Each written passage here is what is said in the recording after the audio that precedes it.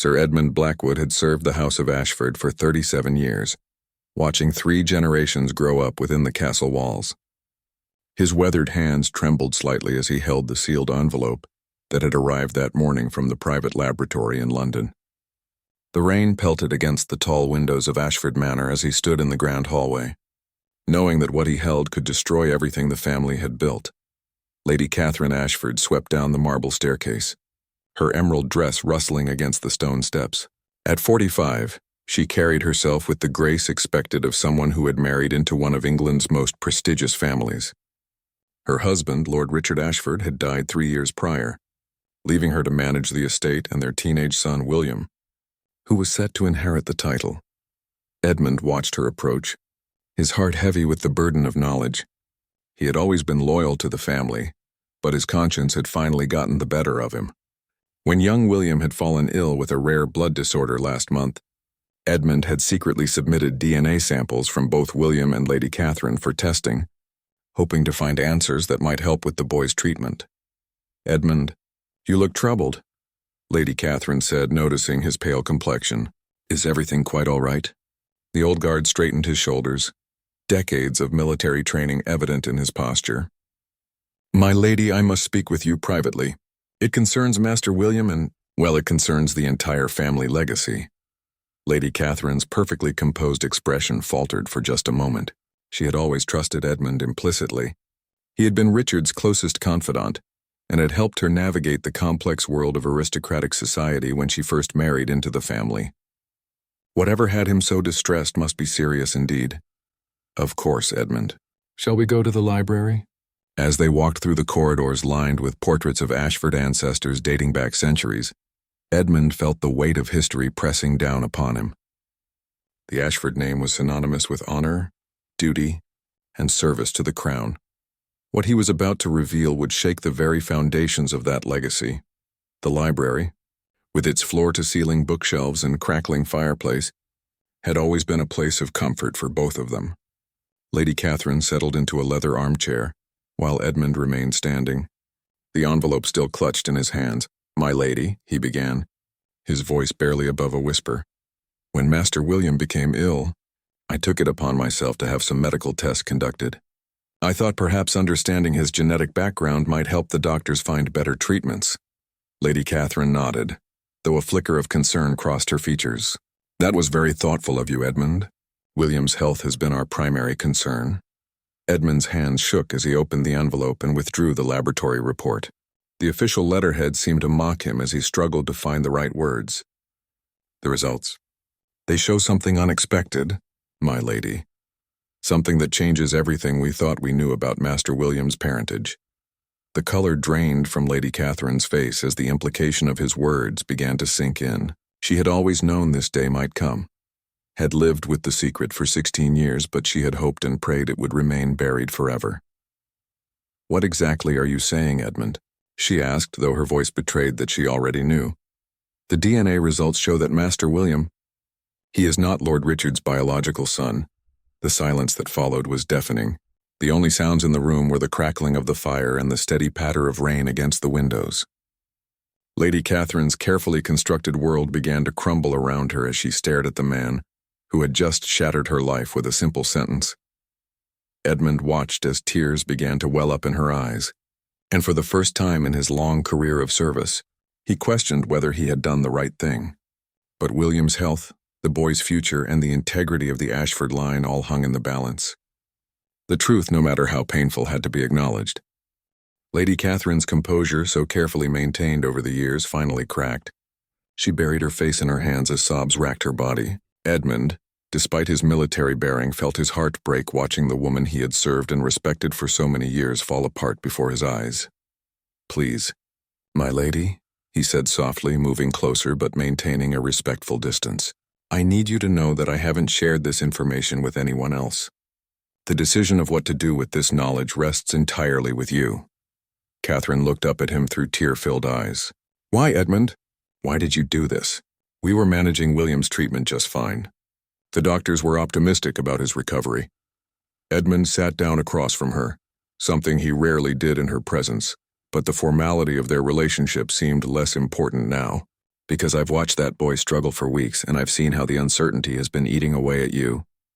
I thought if we understood his complete medical history, we might be able to help him better. I never imagined that you would uncover my greatest shame. Catherine finished bitterly. It's not shame, my lady, it's simply the truth. And sometimes the truth, however difficult, is what sets us free. Catherine stood and walked to the window, looking out at the sprawling gardens that had been in the Ashford family for generations. You don't understand, Edmund. This truth doesn't set anyone free. It destroys everything. William's inheritance, his position in society, his very identity. And what about the Ashford legacy? What happens to centuries of honor and tradition? Edmund joined her at the window. With respect, my lady, the Ashford legacy isn't built on bloodlines alone. It's built on the values this family has upheld: integrity, courage, and service to others.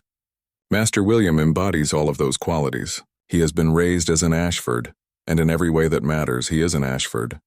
But legally, socially, he has no claim to any of this. Catherine gestured around the room. When the truth comes out, and it always does eventually, he'll lose everything. The estate, the title, the respect of his peers. He'll be branded as illegitimate, and I'll be seen as a fraud who deceived her husband and stole from his family. The weight of her words hung heavy in the air. Edmund had served in the military and understood the importance of honor and duty, but he also understood love and loyalty. He had watched William grow from a baby into a remarkable young man who showed every sign of being worthy of the Ashford name. Tell me about his father, Edmund said quietly. The real father. Catherine's hands gripped the window frame as she struggled with whether to reveal the secret she had kept for so long. It was during Richard's deployment with the diplomatic corps in Eastern Europe. He was gone for 8 months and I was lonely, scared and barely 29 years old. There was a man, a distant cousin of the family, who was helping me manage some of the estate business in Richard's absence. She paused, lost in the painful memories. James was kind, intelligent, and he understood the pressures of aristocratic life. We became close, too close. It only happened once, but that was enough. When I realized I was pregnant, I calculated the dates and prayed that Richard would believe the child was his when he returned. And Lord Richard never suspected? Never. He was so happy to have an heir, so proud of William from the moment he was born. Richard loved that boy with his whole heart, and William adored his father in return. In every way that mattered, Richard was William's true father. Edmund nodded slowly, beginning to understand the full complexity of the situation. What happened to James? He moved to Australia shortly after William was born. He never knew about the pregnancy and I never contacted him. As far as I know, he married someone there and started his own family. He has no idea that William exists. The room fell silent again as both of them contemplated the enormity of the situation. Catherine had lived with this secret for 16 years, carrying the guilt and fear alone. Now that the truth was out, she felt simultaneously relieved and terrified. Over the next few days, the atmosphere in Ashford Manor became increasingly tense. Edmund continued his duties as usual, but the secret knowledge weighed heavily on him. He watched William during breakfast, seeing the boy laugh and joke with his mother, completely unaware that his entire world could change at any moment. William, now 16 and recovering well from his illness, had inherited what everyone believed to be the best qualities of both his parents. He was intelligent like his mother, brave like the man he thought was his father, and possessed a natural charm that endeared him to everyone he met. The staff adored him, and he treated everyone with the same respect regardless of their position. Edmund, William called out as the old guard was inspecting the security systems. Mother says you've been working too hard lately. You should take some time off. Edmund studied the young man's face, looking for any resemblance to Lord Richard. Now that he knew the truth, he could see that William's features were indeed different. His eyes were a deeper blue. His hair had a slight wave that neither Richard nor Catherine possessed, and his build was more athletic than the typically slender Ashford frame. I'm quite all right, Master William. Just ensuring everything is secure for your mother. William nodded but looked concerned. You've been like a grandfather to me, Edmund. If something is troubling you, I hope you know you can talk to me about it.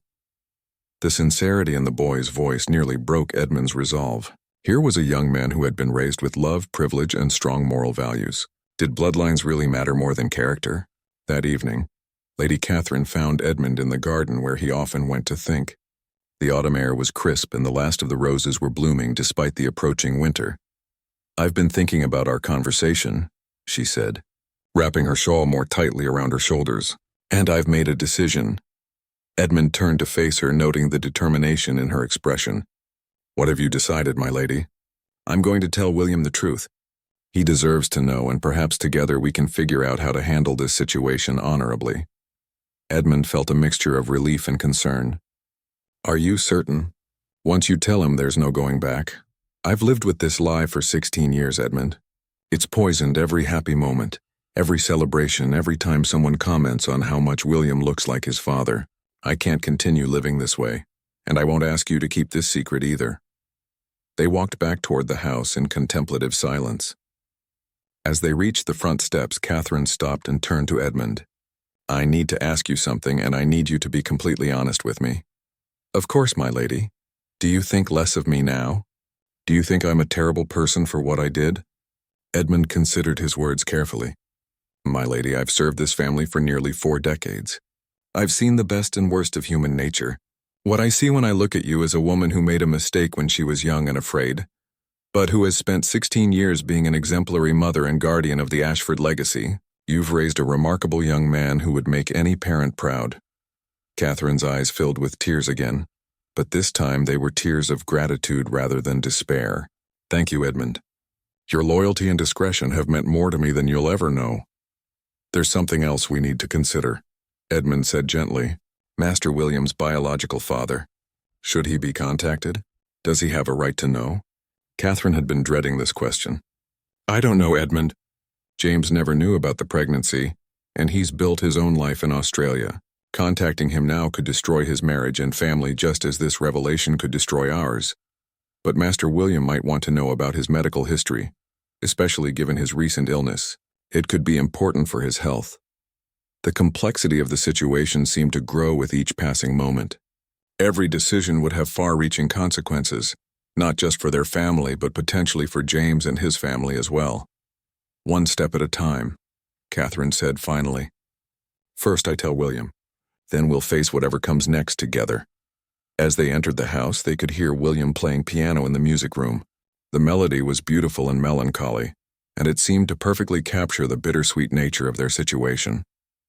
Soon the music might stop, and the peaceful life they had all known would be forever changed. The next morning arrived gray and somber, matching Catherine's mood as she prepared to have the most difficult conversation of her life. She had barely slept, rehearsing different ways to tell William the truth, but none of them seemed adequate for the magnitude of what she had to reveal. William was in the library, working on his university applications.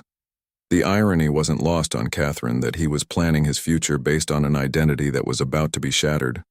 Oxford had already expressed interest in him, partly because of his academic achievements and partly because of the Ashford name. "William, darling, could you put that aside for a moment? I need to speak with you about something very important." He looked up from his essays with a smile that reminded Catherine painfully of James. How had she never noticed the resemblance before?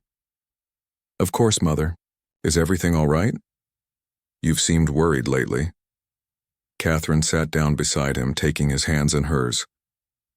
"What I'm about to tell you will change everything, William. I need you to listen carefully and try to understand that everything I did was out of love, even though I made terrible mistakes along the way." William's expression grew serious as he saw the pain in his mother's eyes. "Mother, you're frightening me. What's wrong?" "Before I begin, I want you to know that your father, Lord Richard, loved you more than life itself. Every moment of joy he had with you was genuine. You were his son in every way that mattered to him." "Were?" William caught the past tense immediately. "Mother, what are you trying to tell me?" Catherine took a deep breath and looked directly into his eyes. "The DNA test that Edmund arranged to help with your medical treatment revealed something unexpected. William, Lord Richard was not your biological father." The words hung in the air like a physical presence. William stared at her, his mind struggling to process what she had just said. "I don't understand. What do you mean he wasn't my biological father?" I mean that before you were born, while Richard was away on diplomatic service, I had a brief relationship with another man. You are that man's son." William pulled his hands away and stood up abruptly, walking to the window where Catherine had stood just days before. "This isn't possible. Father and I, we looked alike. We had the same interests, the same way of thinking.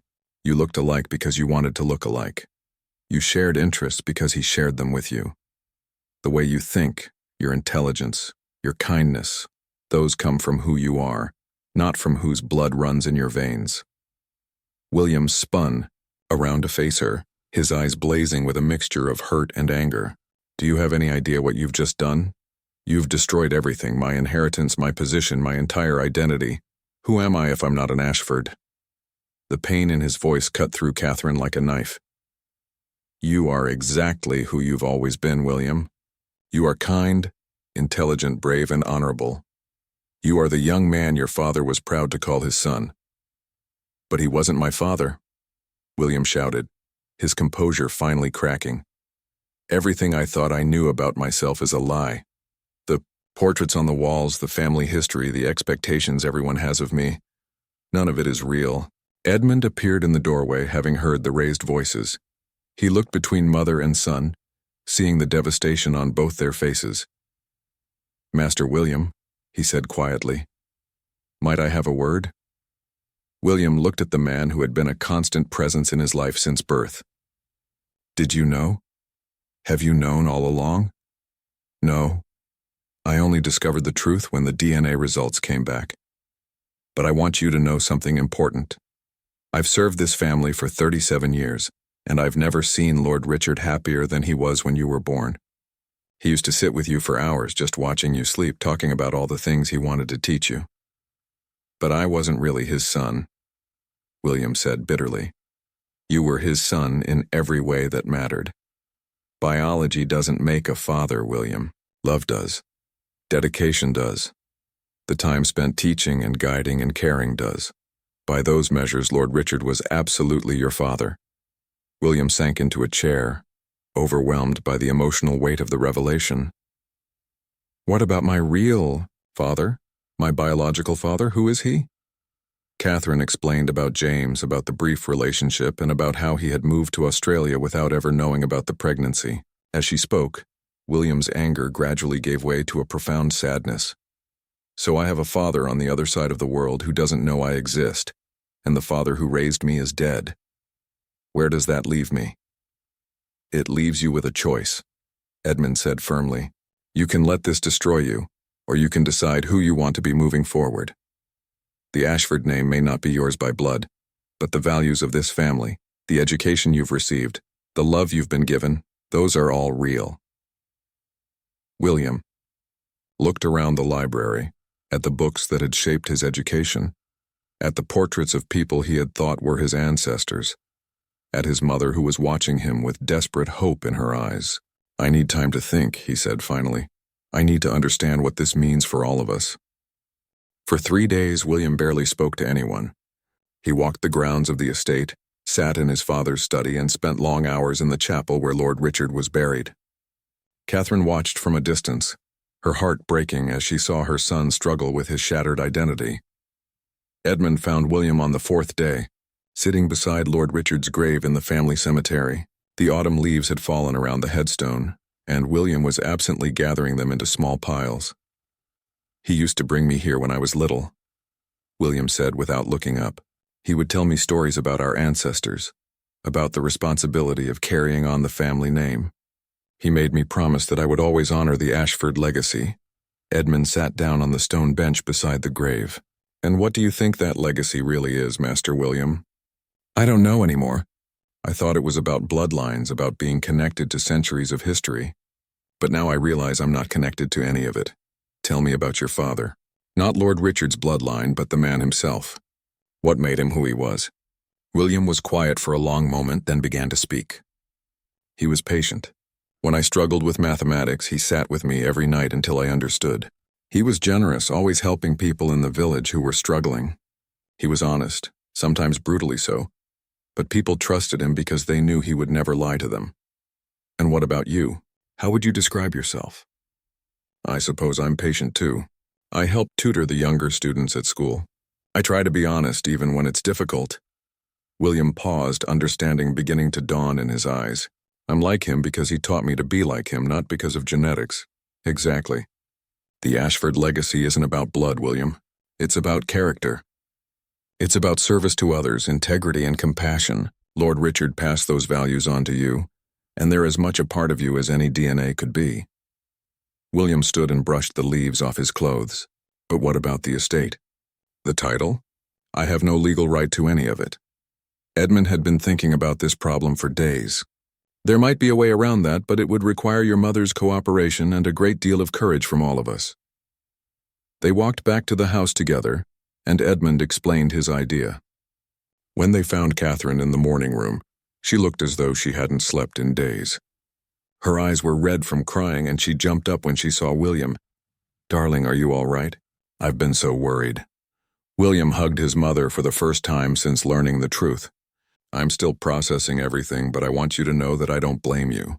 You were young and alone, and you made the best decisions you could at the time. Catherine burst into tears of relief. I was so afraid you would hate me. I could never hate you, Mother. But we need to figure out what to do now. Edmund has an idea.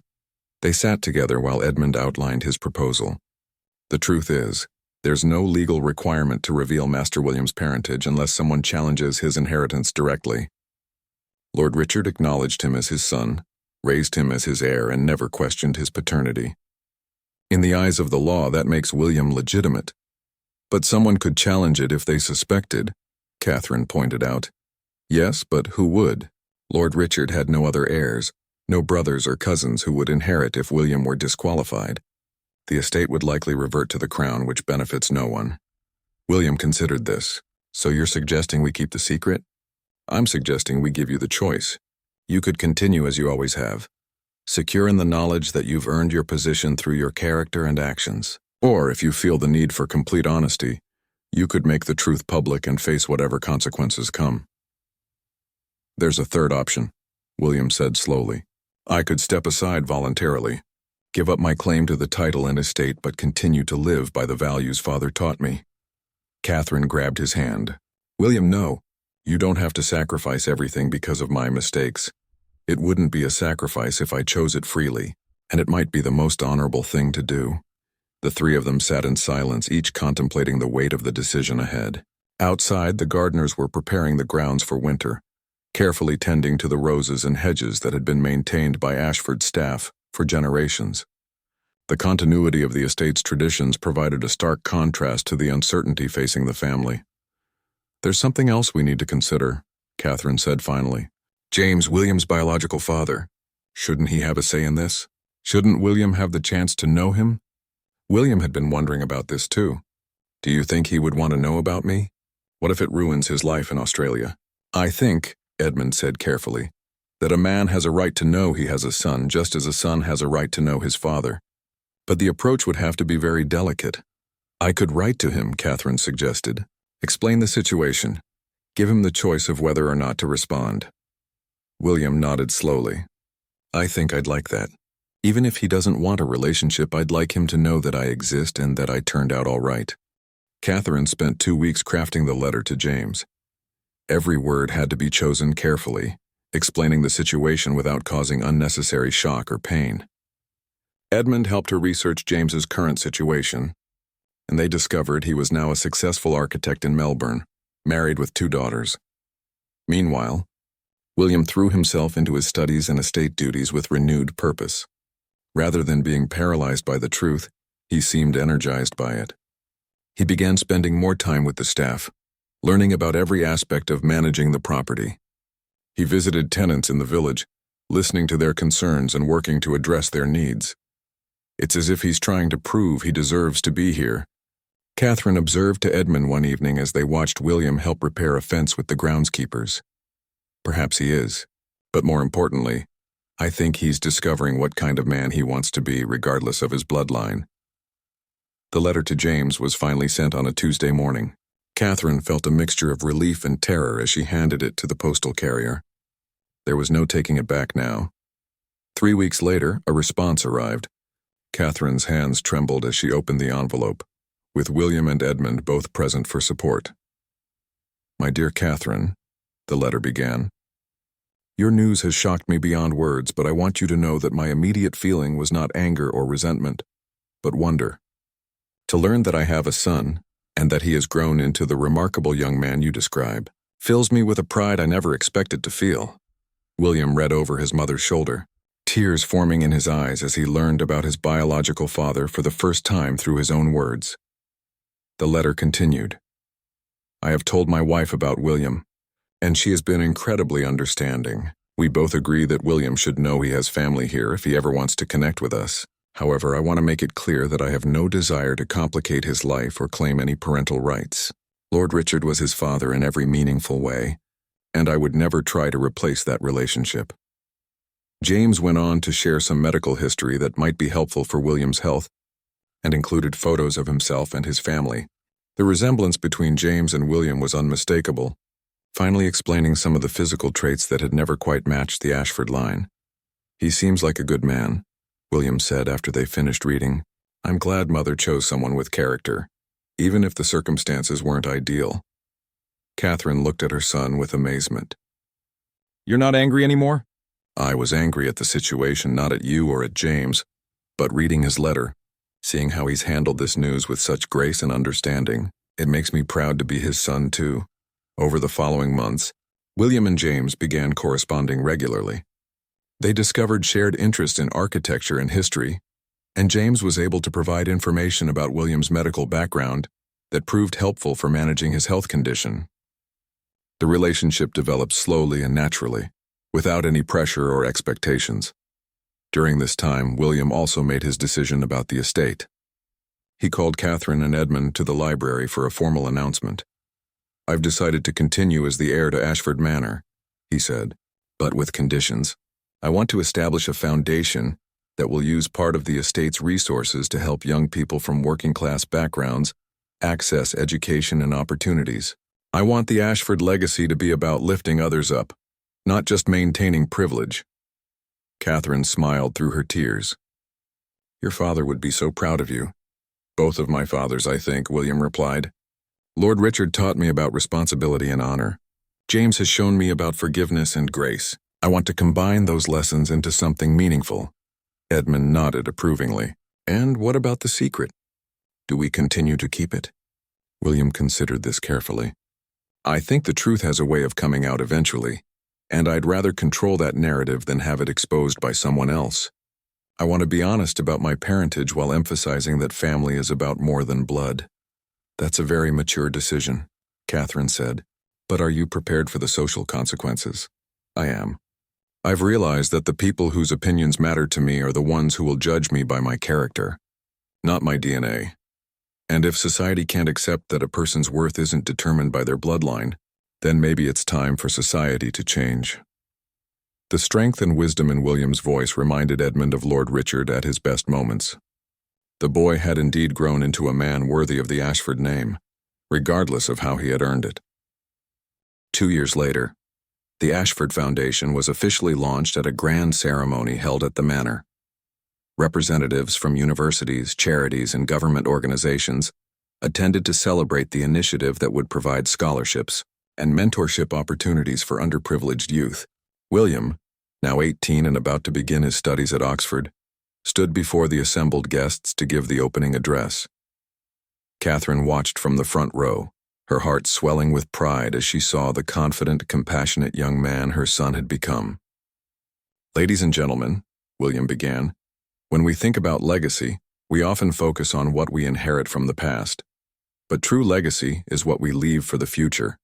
The Ashford Foundation represents our commitment to ensuring that talent and potential are nurtured regardless of a person's background or circumstances."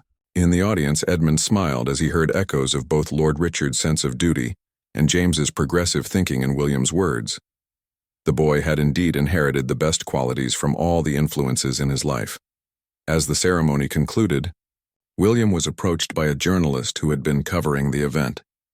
"Lord William, there have been some rumors about your family's history. Would you care to comment?" William had been expecting this question and had prepared for it carefully. "My family's history is one of service, compassion, and commitment to making a positive difference in the world. Those are the values that define the Ashford legacy, and they're the values I intend to uphold throughout my life. The journalist pressed further. But what about questions regarding your parentage? William looked directly at the man, his voice steady and clear. Family is defined by love, commitment, and shared values, not merely by genetics. Lord Richard Ashford was my father in every way that mattered, and I am honored to carry on his legacy. At the same time, I believe it's important to acknowledge that families come in many forms, and each person's story is unique. It was a carefully crafted response that acknowledged the truth without providing sensational details for tabloid headlines. The journalist seemed satisfied and moved on to other questions about the Foundation's work. Later that evening, as the guests departed and the staff cleaned up from the celebration, Catherine, William, and Edmund sat together in the library where their journey had begun 2 years earlier. I received another letter from James, William said, pulling an envelope from his jacket pocket. He and his family are planning to visit England next summer. I've invited them to stay here at the manor. Catherine felt a flutter of nervousness. Are you sure you're ready for that? I am. James has been patient and respectful throughout our correspondence. His daughters are my half-sisters, and I'd like to know them. Besides, this house has seen many family reunions over the centuries. It's time for another one. Edmund raised his glass of brandy in a toast. To family in all its forms. They clinked glasses as Catherine reflected on how much had changed since that rainy day when Edmund first revealed the DNA results. What had seemed like a catastrophe at the time had ultimately brought them closer together and made William stronger than ever. You know, William said thoughtfully, I used to worry about being worthy of the Ashford name. Now I realize the question isn't whether I'm worthy of the name, but whether the name is worthy of what I want to accomplish. 6 months later, William was thriving at Oxford, where he was studying history and public policy. His professors were impressed by his maturity and his genuine commitment to social justice. His classmates respected him not because of his title, but because of his character. Catherine had found peace with her past and was actively involved in running the foundation alongside the estate managers. She had even begun dating again, a development that Edmund encouraged and that William supported wholeheartedly. Edmund, now nearing retirement, spent his days training his replacement and documenting the estate's history for future generations. He had decided to include an honest account of William's parentage in the family records, believing that future Ashfords would benefit from understanding that their legacy was built on love and choice, not just bloodlines. On a crisp spring morning, as Edmund walked through the gardens he had protected for so many years, he reflected on the events that had brought them to this point. His decision to conduct the DNA test had seemed like a betrayal at the time, but it had ultimately freed the family from the burden of secrets and lies. William returned from Oxford that weekend, bringing with him a young woman named Sarah, whom he had been dating. She was studying medicine and came from a working-class family, her education funded partially by the Ashford Foundation. She doesn't know about my situation yet, William confided to Edmund as they walked through the stables. But I plan to tell her everything. I've learned that relationships built on honesty are the only ones worth having. Edmund nodded approvingly. Your father, Lord Richard, would say the same thing, and I suspect James would agree. Speaking of James, he called yesterday. He and his family will definitely be visiting this summer. I'm nervous but excited, as you should be. Meeting one's biological father is a significant moment, even under the best of circumstances. They paused at Lord Richard's grave, where William had left fresh flowers earlier that morning. The headstone bore a simple inscription, Beloved husband and father. William had decided against adding any asterisks or qualifications. In every way that mattered, the inscription was completely accurate. As they walked back toward the house, Edmund felt a deep satisfaction in knowing that the Ashford legacy would continue in capable hands. William had proven that nobility isn't inherited through blood, but earned through actions. The secret that had once threatened to destroy their family had ultimately made them stronger, more honest, and more compassionate than ever before. The truth, as Edmund had told Catherine that first day, had indeed set them free.